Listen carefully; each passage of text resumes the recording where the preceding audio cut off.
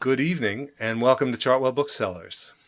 Those of you here in our tiny little store and all of those of you out there in the digital universe who are watching as well, welcome. We're delighted to have you here tonight to celebrate the publication of The Negotiator by Senator George Mitchell with Senator George Mitchell. Winston Churchill shadows Senator Mitchell and his book in two ways. First off, Winston Churchill was known to be a big user of anabolic steroids during his baseball playing years. I'm kidding. Winston Churchill was named Secretary of State for the Colonies on New Year's Day 1921 by Prime Minister David Lloyd George. As colonial secretary, Churchill became responsible for two intractable problem regions, Ireland and the Middle East. He approached both by deploying his self-avowed dictum of power and mercy. The Irish Free State Act and the Palestine Mandate remain two of his abiding legacies, for better and for worse. I will leave the rest to Senator Mitchell.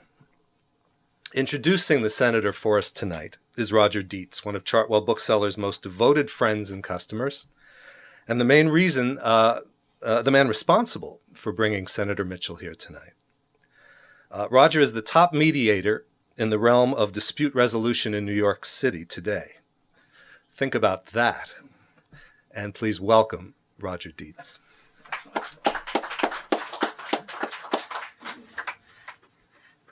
All right, don't believe everything that Barry said, but please believe what I'm about to say. Before introducing Senator Mitchell, I must recognize three individuals without whom we would not be here tonight. The vision of Barry Singer, the support of Richard and Tony Fisher, and the continued commitment of the Fisher family make possible this extraordinary place of Churchill and of history. George Mitchell is one of, I don't think they can see you, but he's here. George Mitchell is one of America's, indeed the world's, most honored and respected citizens. Unlike Churchill, who was the son of a prominent parliamentarian and in youth was surrounded by wealth and privilege, Senator Mitchell passed his formative years in the shadow of the mills of northern Maine. The son of a father who cleaned schoolrooms and a mother who neither read nor wrote the English language. Senator Mitchell was not expected to achieve success beyond the opportunities of Waterville, Maine. His many worldwide accomplishments were made possible by a single event: a college education. Since retiring from the Senate, Senator Mitchell has helped over 2,000 students from the state of Maine achieve college degrees.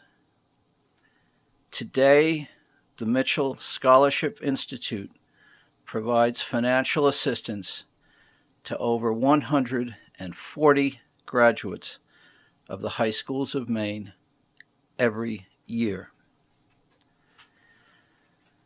Many Mitchell scholars are the children of parents, like Senator Mitchell's, who themselves have no college education. In many ways, the narrative of these youngsters' lives, made possible by the senator's help, are as compelling as the many, many achievements of Senator Mitchell himself. His book, The Negotiator, is the story of an extraordinary life. It is also the story of the American dream, that no one is guaranteed success, but that every person should have a fair chance to succeed. These are the Senator's own words. It is an honor to present Senator George Mitchell.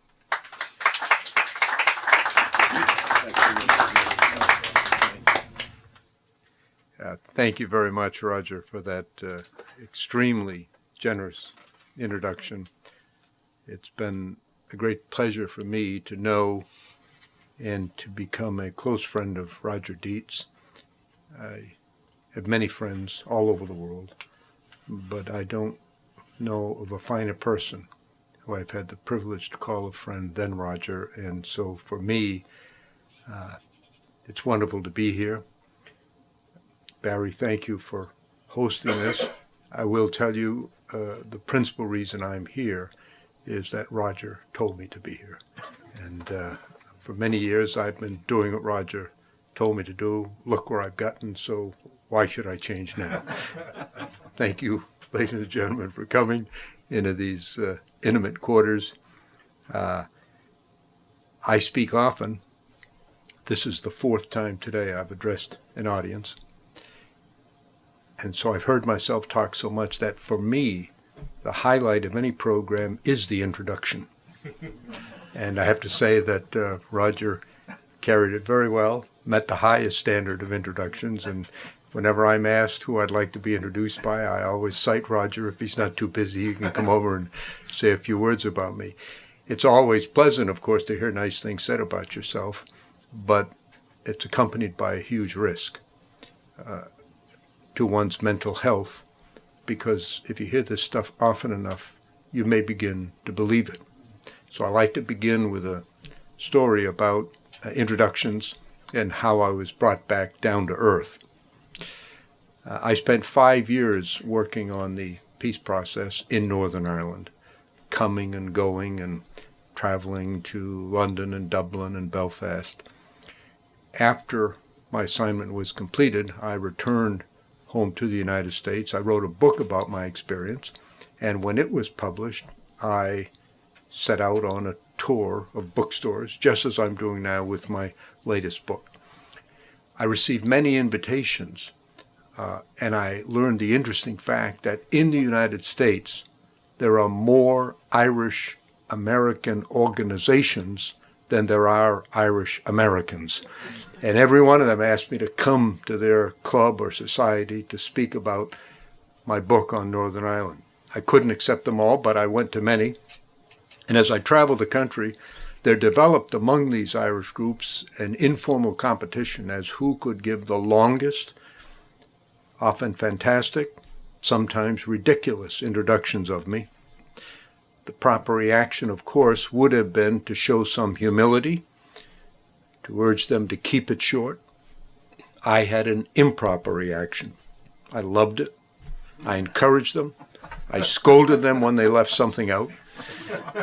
At an event in Chicago, a guy spent 35 minutes reading a long list of things in my life, many of which I had not heard of before. He listed them all. And he spoke for 35 minutes, and when he finished, I scolded him for leaving out some obscure fact about when I was a kid up in a small town in Maine. So by the time I got to the last event, which was in Stamford, Connecticut, the Stamford, Connecticut Irish American Society, I was overly impressed with myself. I had a hard time squeezing my head through the front door. But when I get into the building, the first person I encountered was an elderly woman who rushed up to me nervously and excited, shook my hand vigorously, spoke rapidly, and said that she came to meet me because I'm such a great man, and she spent several minutes describing the reasons for my greatness, all I've done around the world. And she concluded by saying that I don't live anywhere near here. I traveled all the way from the other end of Connecticut just to come here to shake your hand, to tell you how much I think of you, and to ask you, please, would you sign my poster? And she handed me a poster with a photograph on it and a pen. I looked at it. I said, I'll be happy to sign your poster, but before I do, I think there's something I should tell you. She said, what is it?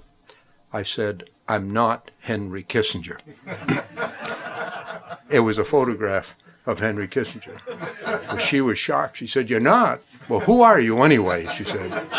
And when I told her, she said, "Why, that's just terrible." She said, "I drove 3.5 hours to meet a great man named Kissinger, and all I've got is a nobody like you." I said, "Well, I'm sorry you feel so bad. I wish there's something I could do to make you feel better." And she thought for a moment. She said, "Well, there is." I said, "What is it?" She leaned forward. I leaned forward, and in a conspiratorial whisper, she said, "Nobody will ever know the difference. Would you mind signing Henry Kissinger's name to my poster?" So I did. And it's hanging today in a living room wall in Eastern Connecticut, a daily reminder to me not to take too seriously all these wonderful things that Roger said about me here this evening and otherwise. Well, it's a great pleasure for me to be here. This is such a beautiful facility, small and intimate, but in recognition of Churchill's greatness, I think moving for all of us. When I was in Northern Ireland, I went to London a lot and go to London a lot now on business. And of course, I'm daily reminded of Churchill. In fact, just a couple of nights ago, my wife and I occasionally stay up late and watch these old movies on the classic movie channel. And the movie was Mrs. Miniver. I don't know if any of you remember that movie.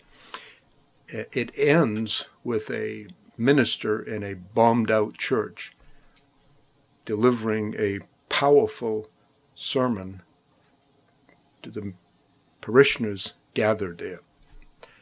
And it was a tremendous statement. And my wife said to me, "That's one of the most eloquent statements I've ever heard." And I said, "It's so eloquent, I remember hearing it before, and I couldn't place it. I couldn't go to sleep, so I went and looked it up, and in fact, it was one of Churchill's speeches that the screenwriter had simply put into the mouth of the minister, who was a very impressive actor, delivered this line. So it reminded me that there aren't many people whose speeches are lifted verbatim, put in someone else's mouth and mind, and presented in a movie. But it was another reminder of Churchill's tremendous eloquence and his ability to fit the words to the occasion. I think of him often. I quote him often, in fact, particularly when I'm speaking in the United Kingdom. Often when I'm asked about the dysfunction in American politics today, it's a common question within our country here in the United States. It's even more common outside. Many non-Americans who admire our country are baffled by what they see as a dysfunctional political process. And I, of course, quote Churchill when he said that democracy is the worst possible form of government, except for everything else human beings have tried. And of that in this country as well. I'm going to speak very briefly and then take questions from the audience. I do want to say a few words about our country, about the question of dysfunction, and to begin with, at least, why I wrote this book. Like most human beings, the most influential persons in my life were my parents. And their life of struggle and effort, all of it lived on the abyss of failure, made it possible for me and my brothers and sister to live lives that would be completely beyond the imagination of my parents. They had hard lives. My mother worked for 50 years on the night shift in textile mills while raising 5 children. My father was a janitor at a local school. As Roger indicated, my mother could not read or write. My father had little education. They died penniless. But in their minds, and by their standard, they were very successful, because their dream was that their children would be able to get an education and live better lives than they did. Because of them, because of the openness of American society, And with a huge helping of good luck, each of us did get a college education, and each of us has lived a life that my parents could not have imagined. A second reason for writing a book is that I believe that our country is truly exceptional,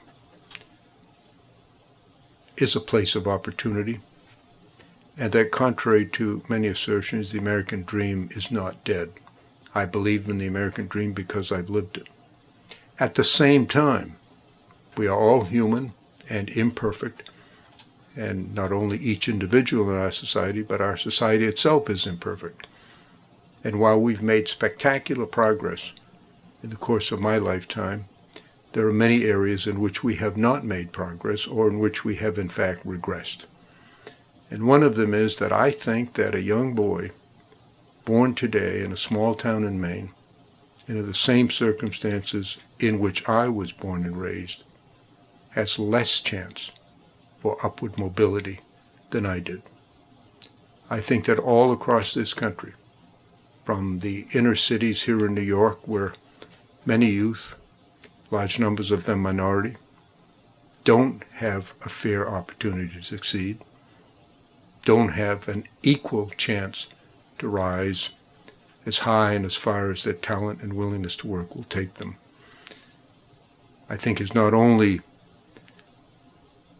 a failure on the part of the individual to achieve one's full potential, but is a failure by our society to make it possible for them to do so. And so I use the occasion of these remarks every time I speak on this book to ask every American to think about what we can do to make it possible for every person in our society to go as high and as far as talent, willingness to work, willingness to risk will take them. The reason I created the scholarship program that Roger spoke about in the introduction was because during my career in the Senate, I spoke at the graduation of every high school in Maine.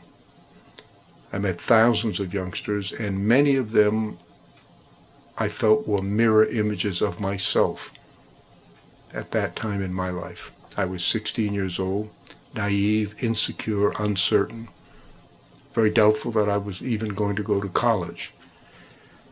But a lot of people helped me for no reason other than they wanted to be helpful. And I was able to get a degree. And I felt that I was seeing that among these children. So I started this program to help youngsters go on to get an education and to be successful in life, not just for their individual benefit, but for the benefit of the whole society. And I think we Americans have to do a better job at making equality of opportunity a reality, not just an aspiration. I'll close now by doing a brief reading from my book. I've written 5 books.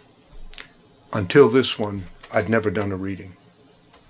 But the first event on this tour that I'm now engaged in promotion for this book occurred here in New York at New York University. It was a large crowd, and I was introduced by a great writer, Colin McCann, an Irish-American who has written many great books. One of them includes me as a figure in it, so we became friends after that. And on that evening, as we walked up the steps to the podium to speak, he to introduce me and I to speak, he said to me, what part of your book are you going to read tonight? And I said, I've never read a part of a book.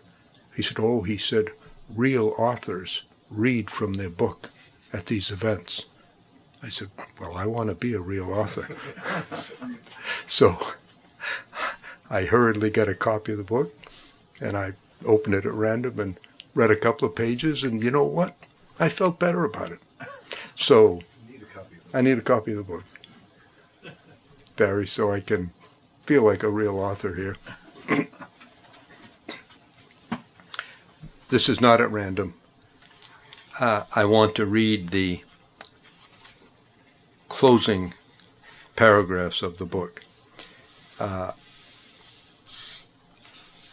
It'll take a few minutes, but it expresses in summary form the thoughts I've conveyed earlier this evening. It is pure coincidence that my mother was born in Lebanon and my father's parents were born in Ireland. But traveling to and working in Ireland and the Middle East enabled me to learn about my parents' heritage, to walk the land of my ancestors, to meet the people among whom they lived, to learn of their hopes, fears, aspirations. It helped me fill an inner void that I didn't know existed before I traveled to Ireland and Lebanon. All this I came to regard as an extra benefit from serving my country. On the hundreds of long flights to and from Ireland and the Middle East, I tried to imagine my mother's early life. What was it like for a young girl growing up in the hills of southern Lebanon? What was her parents' life like? Arabic-speaking Christians living in a Muslim-majority land. I asked the same questions while daydreaming about my father, who never knew his parents, and went from a Catholic orphanage in the center of Boston to the cold forests of northern Maine, where as a boy he worked among men. I wondered about his parents. Much has been written about the Irish immigrants who succeeded in the new land, little about the many who failed. Their lives often were as hard and barren as the rock formations of the west coast of Ireland. Had that been the fate of my grandparents and their parents? On a recent flight across the Atlantic, I saw the sun rising in Dublin as the plane touched down. I was drowsy, but my mind was awake with thoughts, dreams, fantasies about those whose blood is now mine. I thought of stories of Ireland and Lebanon that always make me smile when they come to my mind, which is frequently. I was at a reception in my honor at a resort hotel below the border between Northern Ireland and Ireland. A bridge between them had been destroyed during the Troubles. It had been rebuilt, was now to be called the Peace Bridge, and named after me. The large and friendly crowd of well-wishers peppered me with questions about my father and his family. Most reacted with surprise and disbelief when I answered that I really didn't know much about his family history. To them, history is a living part of the present. A couple of them, a man and a woman, stood and suggested that I retain them, both of them in the business that specializes in genealogy, mostly for wealthy Irish Americans. With a twinkle in his eye and a sly smile on his face, the host of the event, a local official, said to me, "Senator, if you pay them enough, they'll connect you to Brian Boru." Brian Boru was an ancient warrior king, well known in Irish history, roughly analogous to someone saying here that they'd connect you to George Washington. Well, we all laughed. In other words, it's all a bunch of hokum. On the other hand, maybe it's not. The other story is about my mother. When we were growing up, she often said to her children, usually around the kitchen table, softly and with much nostalgia, "You should see Lebanon. It's so beautiful. The air is pure, the water clear, the mountains, the forests. Even the flowers smell better. Oh, Lebanon, my Lebanon," she would say. After arriving in the United States at the age of 18, she returned to Lebanon only once, very late in her life after my father died. My sister accompanied her as they returned to the village where she grew up and where they attended a reception and a dinner with relatives and friends in the very house that my mother had lived in as a child. Late in the evening, my mother was asked to say something. According to my sister, she stood, paused, looked out at the large, happy crowd, and with great emotion and a broad smile said, "You should see America. It's so beautiful. The air is pure. The water is clean. Even the flowers smell better. Oh, America, my America." She had little formal education. She couldn't read or write English, and she spoke it with a heavy accent. She worked her entire adult life on the night shift in a textile mill. But she was generous and loving, strong and wise, and she understood clearly the meaning of America. To me, no one has ever said it better than my mother. Oh, America, my America. Thank you all very much for being here. And I'll be glad now to take questions on any subject. If anybody would like to make a speech, you can go and do that. Jonathan Stone. No desire, Senator, to make a speech, especially after the eloquence of yours, which I'm sure we've all enjoyed enormously. I'd like to ask two disparate questions. The first is, could I have your observations on the fact that a large amount of money to perpetuate the troubles in Ireland came from the United States? And to what extent does anybody feel any shame, may I ask, about that situation? The second question, which is totally unrelated, is that in March this year, there were more than double the number of killings by police in this country than there had been in the United Kingdom between the year 1900 and 2015. If you compensate for the difference in population, that's to say more killings in 1 month in the USA than in 40 years in the UK. What is your country going to do about that? I don't know if the viewing audience could hear the question, so perhaps I could summarize and then respond. I'll do that. I won't try to ask the question completely, but try to put them in general terms. The first question related to the fact that Irish Americans and others in this country financially supported people engaged in violent activity during the period in Northern Ireland that's come to be known as the Troubles. And that is, of course, the case. I think what you find, Jonathan, is that on both sides there was broad support from external individuals and groups. And they were motivated by what for many people was regarded as a form of patriotism, to help those with whose political position and aspirations they supported. What I found when I went to Northern Ireland, that there was a profound sense of victimization on both sides. And when people feel they have been victimized, they are able to rationalize actions that they otherwise would condemn in others or condemn in themselves.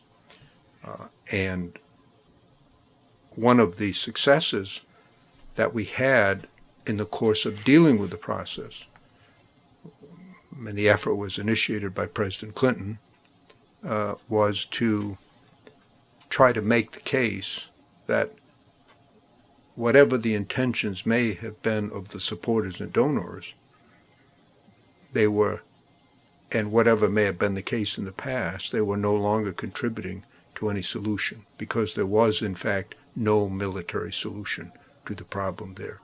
It had to be resolved through democratic and peaceful means, and gradually that support did decline.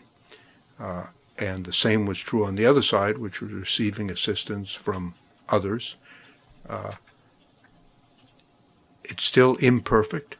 Today, 17 years after the peace agreement was reached, ratified in referendum by overwhelming margins in both Northern Ireland and Ireland, there remain a small number of dissidents on both sides who reject compromise, who reject any solution short of 100% consistent with their own views. So my hope is that over the course of coming generations, the continuing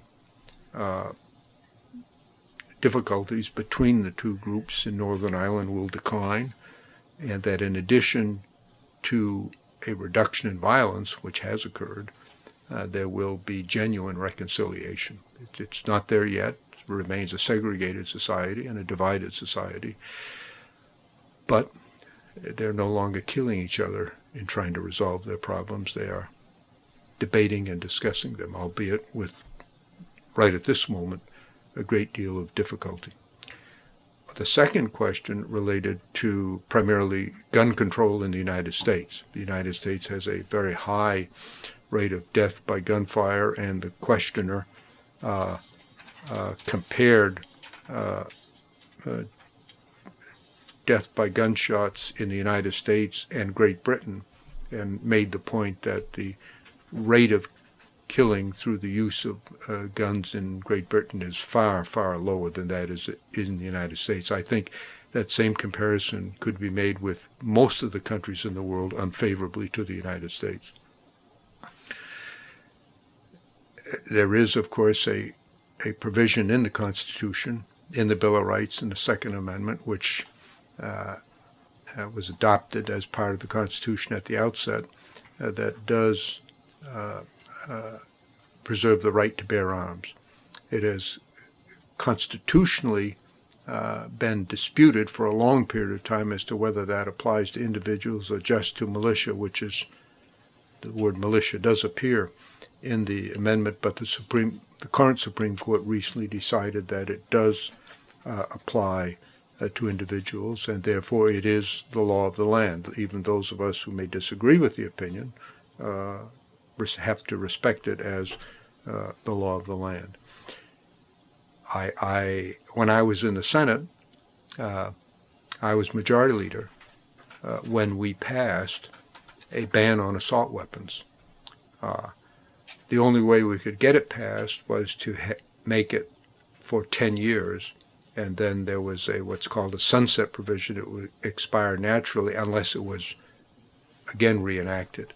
And the politics in the United States changed so much in the 10 years that it was not reenacted and could not now be reenacted. A majority of the members of Congress are opposed to an assault weapons ban, which I regret. I favored an assault weapons ban, and I think it should still be in existence. The same is true of many other gun control measures that have been proposed, most recently by President Obama, increasing and improving the background checks on prospective purchasers of guns. That, the polls show, has overwhelming support among the American people, over 80%. But the opposition is well-financed, highly focused, very intense, and has been able to persuade a majority of members of Congress to oppose even that. I think given the divide in American politics, given the enormous influence of those who favor less restriction on the purchase and use of guns, it is unlikely that there will be any further gun control measures in the near future, although my hope is that the administration, this one and the incoming administration, will at least attempt to improve the record on the issue of background checks so that the one area on which everybody agrees is that there are certain people in our society whose hands guns should be kept out of, and that improved background checks would help us do that.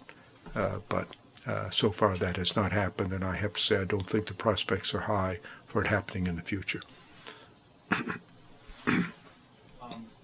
respect to your comments on the Second Amendment, I've long felt that it was a distortion of the language of the Second Amendment, and what it really was is a collective right, and that provision came into the Constitution at a time when the federal government didn't have the resources, and the individual citizen, in conjunction with other citizens, would have to protect themselves.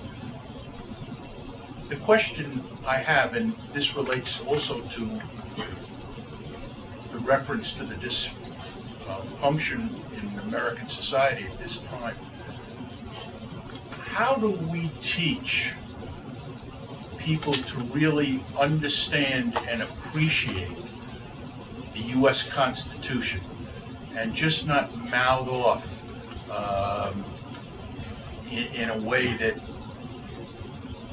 the extremists use it for, what their partisan interest is?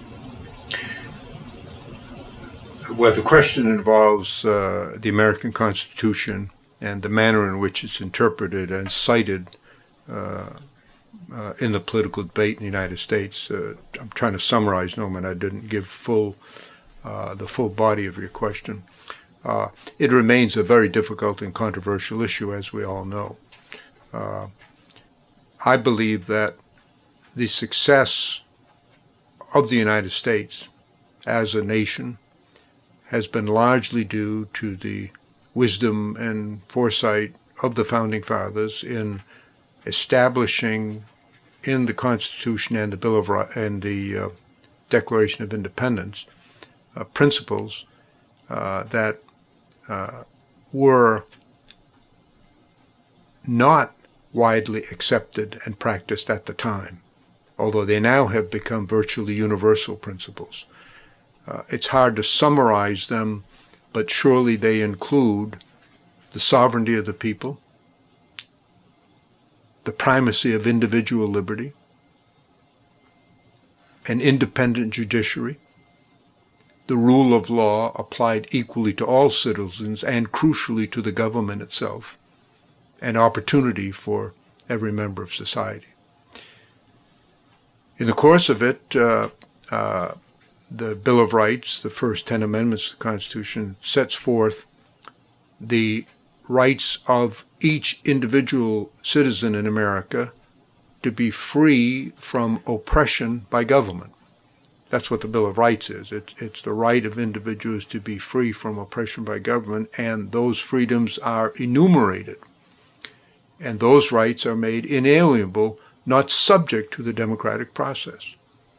So if we had a vote of 99-1 to deprive you of the right to practice religion as you see fit, it would have no legal effect. It would be unconstitutional because it is a restraint on individual liberty that is guaranteed to every citizen. It's inevitable, it seems to me, that as time passes, people dispute different provisions in the Constitution, and we have set up a mechanism for resolving those disputes through the Supreme Court. I don't agree with a lot of decisions of the Supreme Court, but they are the law of the land, and I therefore respect them in that fashion, but I reserve the right to try to change them as courts have done. This Supreme Court has reversed prior decisions of earlier Supreme Courts to read them in a manner that they feel, and I'm confident that future Supreme Courts will reverse some of the decisions of this court. And so I think all of the arguments back and forth about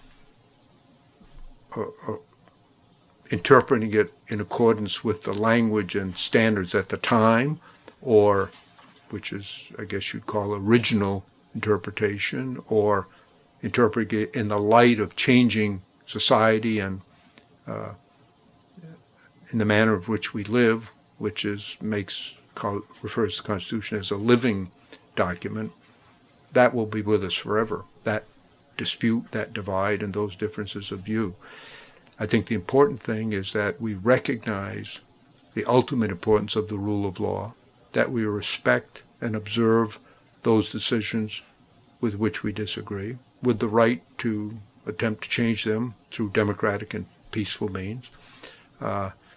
And I think you've hit upon a question that's of absolutely critical importance now in every presidential election, because who's on the Supreme Court is decided by the president with the approval of the Senate, and it has a very, very profound effect on American life.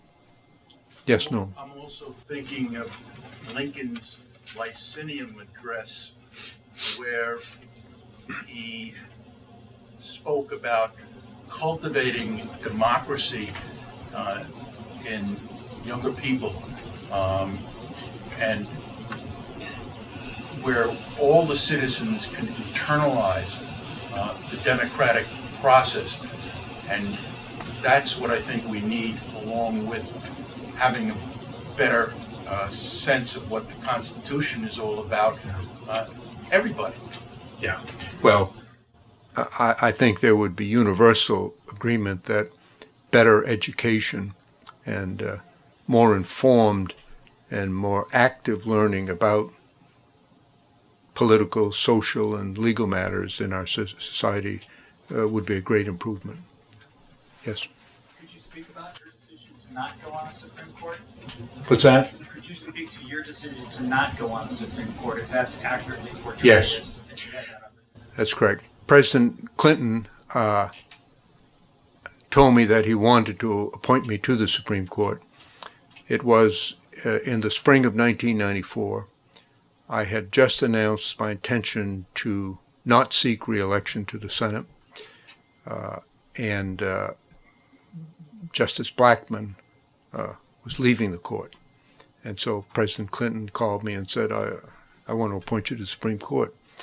I was very flattered by it. I thanked him. I'm a lawyer by training. I'd been a federal judge in Maine, and of course, being on the Supreme Court of the United States would be the pinnacle of achievement for any lawyer or judge, and that's the way I regarded it. But at the same time, we were locked in a very important debate in the Senate over the issue of health care. President Clinton had proposed a major health care bill that was intended to substantially reduce or eliminate the large number of Americans who don't have health insurance, thereby reducing their access and ability to get care. And as the Senate Majority Leader, I introduced the bill in the Senate in the President's behalf. Shortly thereafter, Senator John Chafee of Rhode Island, a Republican senator from Rhode Island, a very close friend of mine and a wonderful person and public official, introduced the Republican bill in the Senate. So he had 24 co-sponsors, a fourth of the Senate, almost all of them Republican. And there were different provisions.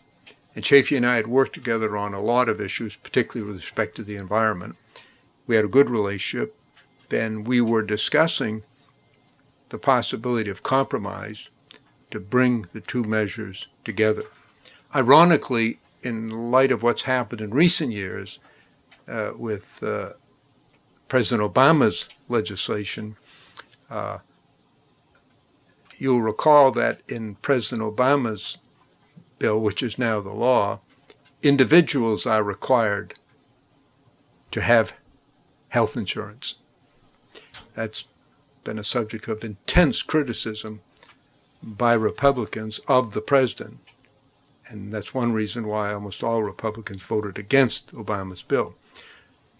But back 20 years ago, when we did it with Chafee, President Clinton's bill had an employer mandate. Exempting small businesses, all employers were to be required to provide health insurance. That's the way health insurance grew in this country and is the basic foundation of health care now for most citizens. The Republicans were opposed to that. So they went to their think tanks and they came up with the idea of an individual mandate. So the Republican bill introduced in the Senate in that year provided for an individual mandate. And I was discussing with Chafee the possibility, well, maybe we Democrats will yield to you on that, and we'll accept your proposal for an individual mandate. In exchange, maybe we can get a compromise in other areas. I thought we had a reasonable chance. Chafee was more skeptical. He thought it would be very difficult, and turned out he was right. It was more difficult. We didn't reach it. But it's ironic in the course of time when President Obama proposed what was initially a Republican proposal, it was met with, of course, a ferocious objection by current Republicans. So I thought at the time, I told President Clinton, you can get plenty of good lawyers to go on the court. And here I am, the Senate Majority Leader. I'm the principal author of the bill. I think we have a reasonable chance. This was in April of that year. And so I told him I thought I should stay and complete my last year in the Senate trying to get health care passed. In the end, it didn't work. I clearly didn't correctly anticipate what would happen. But the president got a very good justice, Stephen Breyer, who is now serving on the court, and I went on to do other things. So I'm a great believer in not looking back. You make your decisions based on the evidence before you, and you go on and do the best you can. And just think, if I had gone on the court, I wouldn't have written this book, I wouldn't be here tonight, and I wouldn't get to meet all of you. So, yes? So looking forward, how do you see an Israeli-Palestinian agreement coming down? When it would come down? What would be the contours of the agreement? Yeah. Especially with the Israeli government right now. Yeah. It's difficult to be optimistic at this moment in history. I've had 2 tours of duty in the region. Spent years there. I got to know all of the major political figures on both sides and gained an awareness of the issues. But I do believe that there will be, and I hope before I leave this earth, an agreement between Israelis and Palestinians, primarily because I believe it is so much in the interests of both societies. And I believe that the reluctance on both sides, the fear and apprehension on both sides, will be overcome by a recognition that, difficult as it is better than any of the available alternatives. I don't know when, I don't know exactly how, but and it may be after a change in leadership in both societies, which is likely to occur in the relatively near future. But my hope is that it occurs before there is any further outbreak of violence, because that's been very destructive on all sides. What do you think the settlement would look like? Well, I'm getting to that. Just before he left office, President Clinton came to New York, and he gave a speech here to an American pro-Israel organization, in which he outlined what he thought would be the basis, a reasonable basis for an agreement. They came to be known as the Clinton parameters. But it was clear that they were the president's view, and they were not in any way binding on whoever succeeded him. 8 years later, just before he left office, President George W. Bush traveled to Jerusalem, and he made a speech in which he laid out very clearly the basis of the American policy, which supports, first, a strong and secure Israel behind defensible borders, and a Palestinian state. And President Bush argued that each of them should be vested in the other's success, because it's the only way they could achieve what they want. Stated another way, Israel has a state, a very successful state. For anyone who has not been there, I would recommend going. It is impressive and moving. But the people of Israel don't have reasonable and sustainable security. The Palestinians, on the other hand, don't have a state, and they ought to have one. The Declaration of Independence is quite clear. The American Declaration of Independence is quite clear and eloquent on the right of people to govern themselves. But the Palestinians are not going to get a state until the people of Israel have reasonable and sustainable security. Israel can't get that until the Palestinians have a state. That was President Bush's argument, and therefore the United States favored both. And I think he was right, and I think ultimately, on that basis, there will be an agreement. Now, both societies are divided. Within Palestinian society, the principal division is between the Palestinian Authority, led by President Abbas, which more than 2 decades ago renounced the use of violence, recognized Israel, and committed the Palestinian government to peaceful negotiation. The other half of society, represented by Hamas, does not agree on either the recognition of Israel or the renunciation of the use of force. So they're divided. On the Israeli side, there is very deep division on whether or not there should be a Palestinian state. Prime Minister Netanyahu began his career in opposition to a Palestinian state, then in 2010 made a speech in which he said he favored it. The day before the most recent election, he said he did not favor it, and the day after, he said he was in favor of it. So his position has gone back and forth, and the government is divided. It is the policy of the government, expressed most recently by Prime Minister Netanyahu, that he does favor a Palestinian state. He doesn't think it can be achieved at this time under these circumstances. But there are many members of the Israeli cabinet who are outspoken in opposition to there ever being a Palestinian state on the West Bank. So both societies are divided. And I believe that the two leaders, therefore, are constrained and so far unwilling to take the enormous risks, political and personal, that would come with making any concessions. If you are a political leader, you are a politician by definition. And you make a risk assessment. You may not call it that, but that's essentially what you do on any major decision.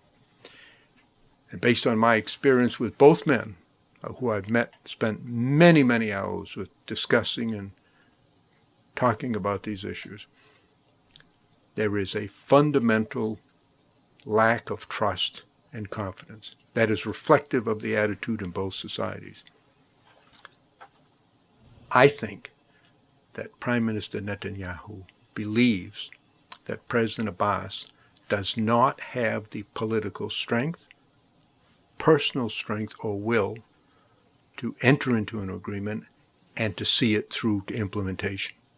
And therefore, he is unwilling to take political risks that will expose him to very severe criticism within his own society for a process that he thinks cannot succeed because of the weakness of the other leader. For his part, Abbas believes that Netanyahu is not serious about wanting or even agreeing ever to a Palestinian state, and the Prime Minister's going back and forth on the issue is evidence of that in his mind. And therefore, since he believes that the other leader will never agree to it, the process can't succeed. And therefore, why should he take political risks and subject himself to fierce criticism in his own society? In order to get political leaders to be willing to take huge risks, you have to construct and have a process that persuades them there is a chance to get it done. Yes, you are going to endure risk.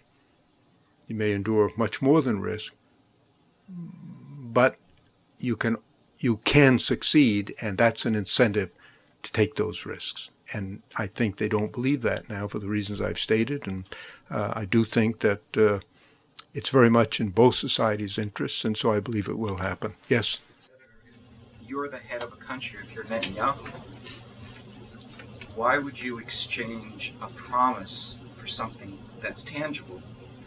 Especially when you look at the history, when Sharon unilaterally left Gaza, American Jews bought the infrastructure that was left in Gaza, given to the Palestinians, gave them the opportunity to create their own state or create their own society.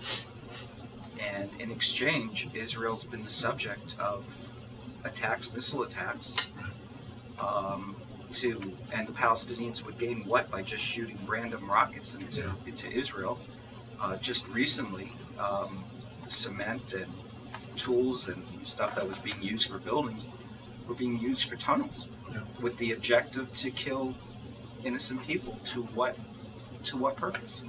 So if you're the leader of a country, can you take that risk based on a history? The response of the Palestinians and all of the Arab countries is that in the case of Gaza, the Israeli withdrawal was unilateral.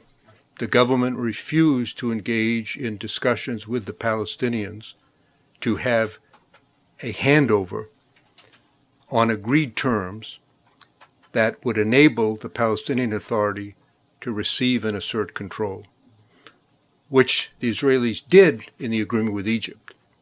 There was an agreement for withdrawal in Egypt, and there was a process by which the Egyptian government was involved, and there was a staged withdrawal of Israeli forces. And overall, the Israelis regard the agreement with Egypt now as a linchpin of their security and go to extraordinary lengths to achieve it. And so the Palestinian and Arab argument is the reason that there have been these adverse results in both Gaza and on the northern border is that in both cases, the withdrawal from Lebanon after the 1982 war and from Gaza was unilateral, with no coordination, no discussion with the remaining government. Now, you will, I'm sure, as the Israeli government does, rejects that argument, says, well, even though it was unilateral, there's no dispute about that, even though there was no coordination, they should have been able to develop a peaceful society. And that's a valid argument. The problem is, what do you say? That you'll never, ever have a withdrawal? So the issue, I think, becomes the onus isn't on Israeli society. I think the onus becomes on Palestinian society, because we've seen, even just too recently, random attacks against citizens to achieve what purpose? So it comes down to, is it really the establishment of a Palestinian state, or is it the establishment or the creation of Israel? Do the Palestinians stop at the defensible borders in 1967? I'm familiar with Clinton's proposals. Is that what they want? Or is that just the basis with the ultimate objective to actually take over Israel again? When they talk about independence, or when they talk about liberation, do they mean liberation of the so-called Palestinian state, or do they mean Palestinian state being the current borders of Israel? Well, That's their definition. The Palestinian Authority has been very clear. It recognizes the state of Israel. And the fact is, within the area that is controlled by the Palestinian Authority, there have not been attacks on Israel. The attacks that have been made from the West Bank are in those portions of the West Bank that the government of Israel controls. Palestinians, remember, do not have control over all of the West Bank. They have security authority within certain clearly defined large urban areas.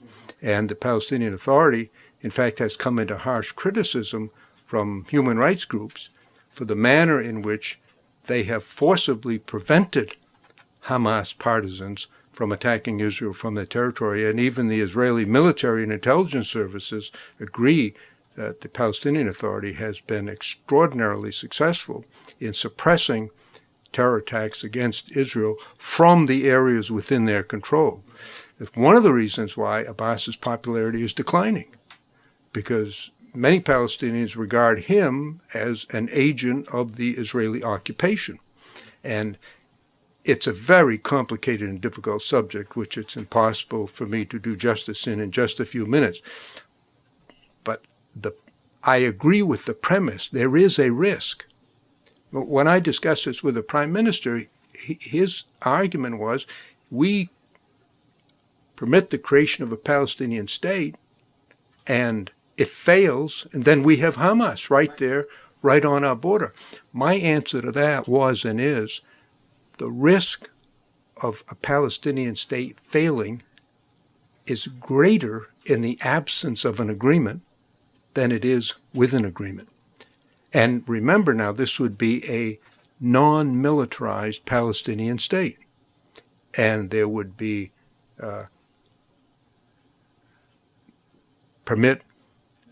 Abbas made very clear that he would permit any type of force on the borders of it to the extent and in length of terms as long as desired. So I think the Palestinians recognize they cannot challenge Israel militarily. It would be suicidal and foolhardy to do so. They want their independence. Now, when I say the Palestinians, I mean the authority. Obviously, there are people within the society who would never agree, just as there are people in Israeli society who would never, ever agree to a Palestinian state. President Bush's position, which is the American position to this day, is that both sides will benefit. And you're better off taking a risk to benefit than taking a risk that the whole authority will collapse, and Israel then would be faced with the truly horrific choice of militarily reoccupying the West Bank and having the responsibility for caring for 4 million Palestinians, which they do not now have. The international law is very clear. An occupying power is responsible for the well-being of the civilian population in the areas that they control.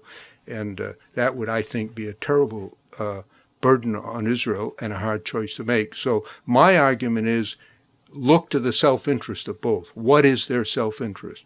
And I believe that both have a self-interest in arriving at a solution that permits them to live side by side in peace, although I acknowledge that is with risk. On both sides, it's with risk. You cannot, there is no policy in the Middle East that can wholly guarantee against risk. You have to minimize it, and I think this would do that. I'll take, I think. If you would like to, please. No, we'll take that. This is, you got the last word, Mr. McKenna. I was just going to say, what is the should the U.S. response be when the Palestinians ask for the statehood at the UN? Should we veto it, or should we allow it to happen, even if it just becomes an entity without borders? American policy has long been, under every president, since this issue arose, that no action should be taken by either side, and certainly not by the United States, that would prejudge or predetermine any of the major issues that are outstanding, one of which is, of course, Palestinian statehood, and that an agreement can be reached only on the basis of direct negotiations between the parties, with American support and the support of many others who have varying positions, some on one side, some on the other. And I think that is the correct policy. I do not think that the best interests of a peace process would be served. But at the same time, it is very clear, and I wrote this in this book, that while support for Israel remains very strong in the United States, and also to some degree in Australia and Canada, it is declining everywhere else in the world. There have been, I cite them in the book, a whole number of European parliaments and others, most recently the Vatican, that have taken positions in support of Israel, in support of the Palestinian desire for statehood. The votes in the UN have been overwhelming. On the issue of settlements, the only support was from the United States, Israel itself, and 1 or 2 countries, and well over 100 on the other side. And that, to me, creates an added sense of urgency because I think this makes it extraordinarily difficult for Israel with support declining around the world. I spent a fair amount of my time when I was an envoy in Europe encouraging European countries to support American policy with respect to Israel, which many of them feel we should not be doing to the degree that we should be, in their minds, more even-handed. I think we are even-handed. I think that you can strongly support a safe and secure Israel there in the Middle East to stay, and a Palestinian state on the grounds that it serves the best interests of both societies, as I've already described several times. I thank you all very much for coming. It's been a pleasure, and thank you very much, Barry. Thank you very for much, having me Senator here. Mitchell. I can just tell you that everything that we've covered this evening is in this book and more. It's a pleasure to read and a pleasure to have. Thank you, Barry. Good night. Thank Good night. you all. Hey, can I tell one story at the end? This has been a serious, grim discussion at the end, and I'd like to end on a humorous note. So let me tell you another story that's in the book. I'm frequently asked to tell stories about Maine. Some of you have connections to Maine. Roger does, and the image that Mainers have of themselves is one of independence, integrity, not talking too much, and through wiliness, outsmarting the others who come there sometimes with arrogance. So I tell this story, which is a true story, but in a lighthearted way, because we're in New York, and I live in New York now. There's a beautiful national park in Maine called Acadia, and I hope if you haven't been there, you will go. And like many national parks, in it there's a lovely restaurant, a concession and a nice lawn overlooking a beautiful pond. And you go sit out on the lawn. Roger's done it many times. In the afternoon, have tea and popovers and watch the beautiful scenery. The original building burned down, and I helped in the fundraising to get the money to have the building rebuilt. And after it was reopened, then I was in the Senate. I decided to go up there for a weekend hiking with friends of mine, which I've done many, many times. Beautiful hiking, biking, and other outdoor activities. So we went to the restaurant, and we were meeting two guys who were friends of mine, and one of them was there, the other was not. So we waited a while. He didn't show up, and he said, well, we better call him because we don't know whether we can get going on our hike or whether he's on the way. So this was far enough back they had payphones. So we went out to the front of the restaurant and we to use a payphone to call him. And there was a man at the payphone, and he had a card propped up on the box with a lot of numbers on it. He was pumping quarters in, and it wasn't working. He was banging the side of the payphone. Everybody here has done that at one time or another in their life. And cursing a lot. His wife was standing nearby, and it was clear from his accent that he was not from Maine, and he was making a lot of unflattering comments about our ability to maintain things and to operate properly. Now, the line started to grow. This went on for several minutes, and we watched in embarrassed silence, and after a few minutes, the fellow behind me tapped me on the shoulder. And he said, aren't you Senator Mitchell? I said, yes. He said, well, I'd like to shake your hand. He said, I'm from Bangor, a nearby town. We had a little conversation. He said to me, are you here on vacation? I said, yes, I'm going hiking with a couple of friends of mine. I said, what about you? He said, oh, I'm working. I said, you're working? He said, yeah, I'm working right now. I said, what do you do? He said, I'm a telephone repairman. He said, when that guy from New York runs out of quarters, I'm going to fix that phone. Thank you all very much. It's great to be here. Thank you, sir. Thank you, Barry.